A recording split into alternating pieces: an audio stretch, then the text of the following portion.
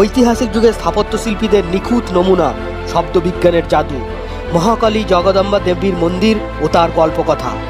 Granite পাথরের দ্বারা নির্মিত এই দুর্গে রয়েছে আশ্চর্য বিজ্ঞানের কৌশল।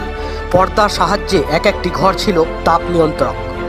শত্রুদের কাছে ছিল এটি একটি দুর্ভেদ্য দুর্গ। কোনো ক্রমে শত্রুপক্ষ এই গোলকুন্ডা ফোর্টের দুর্গের প্রবেশদ্বার অতিক্রম করলেও তারপর ভিতরে গিয়ে কোন পথে যেতে হবে তা ছিল গোলকধাঁধায় পরিপূর্ণ। প্রবেশদ্বার পার করার পরেও রাজমহল বা রাজদরবার যাওয়ার জন্য যে পথ, সেগুলি সহজে নজরে পড়তো না, কারণ সেগুলি এমনভাবেই তৈরি করা হয়েছিল। এই দুর্গের প্রবেশের জন্য ছিল 9টি প্রবেশদ্বার, যেগুলি বিশ্বস্ত প্রহরী দ্বারা রক্ষা পেত।